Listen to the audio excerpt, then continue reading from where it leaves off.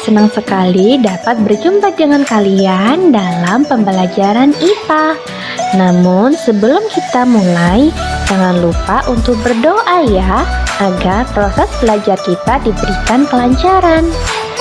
Nah, hari ini kita akan belajar tentang sistem peredaran darah.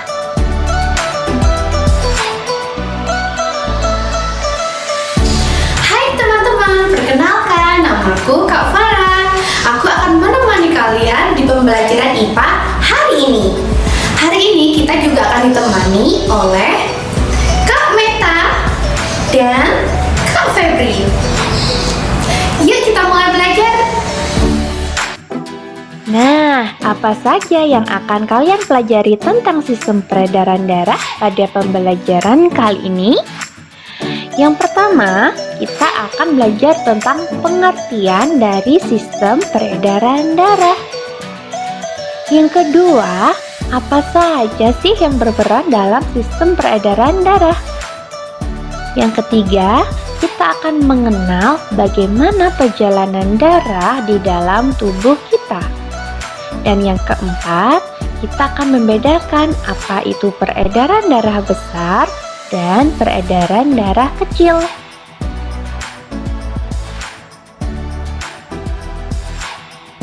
Apakah kalian sudah siap? Oke, langsung saja kita ke topik yang pertama, pengertian sistem peredaran darah.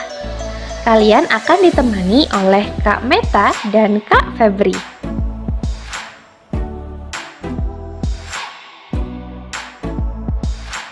Halo Kak Febri.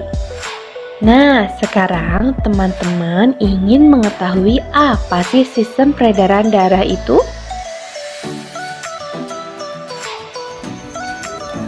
Sistem peredaran darah adalah suatu sistem organ yang berfungsi memindahkan berbagai zat dari dan menuju sel-sel tubuh.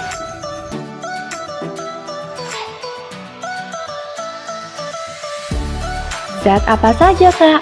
Apakah hanya zat makanan saja? Bukan saja zat makanan yang disalurkan oleh sistem peredaran darah, tetapi juga zat-zat lain seperti oksigen dan karbon dioksida. Oke, Kak. Terima kasih penjelasannya. Nah, apa saja ya yang berperan dalam sistem peredaran darah?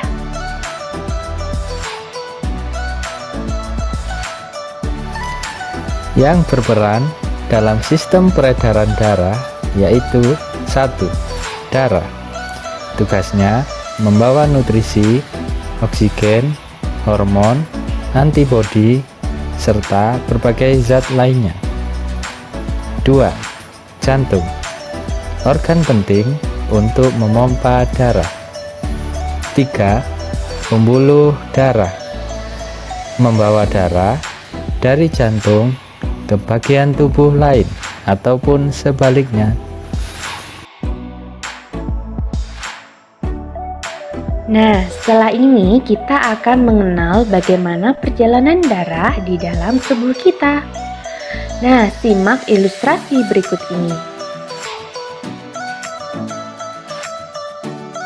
Hai teman-teman, perkenalkan aku Hemi. Aku adalah sel darah. Aku bertugas membawa nutrisi, oksigen, hormon, antibodi, serta berbagai zat lainnya dari dan ke seluruh tubuh. Dalam perjalananku di dalam tubuh, aku tidak sendiri, melainkan ditemani banyak sekali sel darah lainnya. Yuk ikuti perjalananku. Sekarang lihat aku. Aku berada di jantung, tepatnya ada di bilik jantung sebelah kiri atau bilik kiri. Aku sangat merah karena kandungan O2 aku tinggi.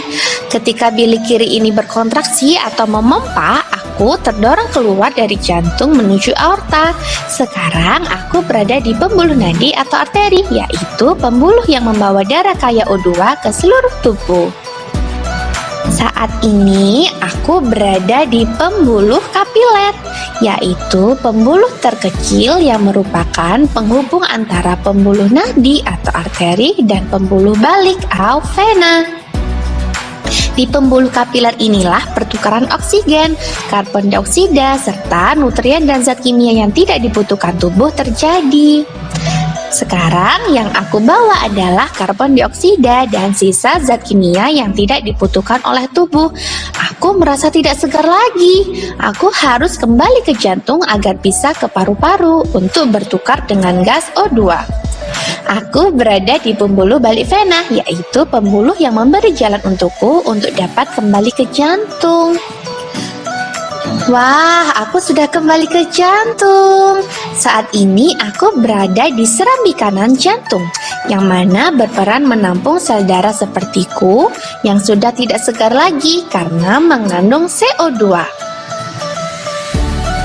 Nah, sekarang aku berada di bilik kanan, di mana berperan untuk memompa aku agar dapat pergi menuju ke paru-paru. Hore, aku sekarang ada di paru-paru bersiap untuk menukar CO2 dengan O2.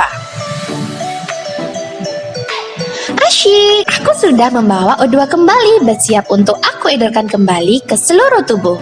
Tapi aku kembali dulu ke jantung ya, supaya aku bisa dipompa oleh bilik kiri. Sekarang aku berada di serambi kiri, yang mana tempat ini berperan untuk menampung aku sementara dari paru-paru untuk menuju bilik kiri. Nah, setelah ini aku akan kembali lagi ke bilik kiri untuk memulai perjalananku kembali. Yuk kita urutkan bagaimana perjalanan si Hemi tadi. Kita mulai dari bilik kiri ya.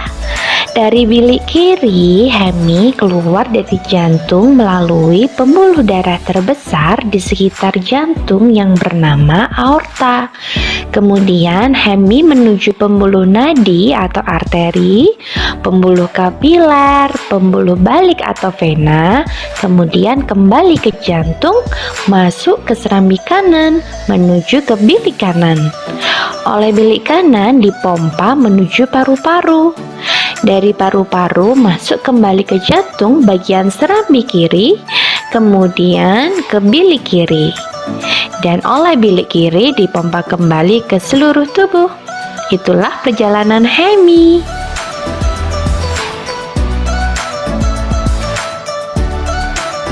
Oke, sekarang kita lanjut untuk mengenal apa sih perbedaan peredaran darah besar dan peredaran darah kecil. Yuk ikuti aku. Coba kita kelompokkan perjalanan Hemi tadi.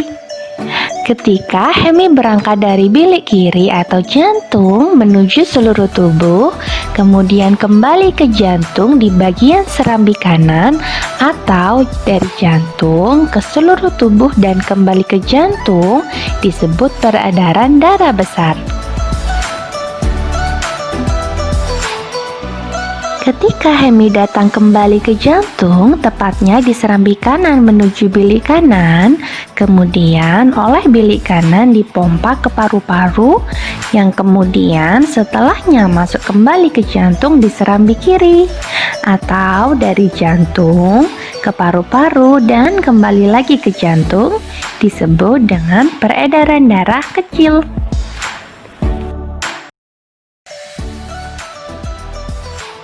Berikut gangguan pada organ peredaran darah manusia. Yang pertama yaitu anemia.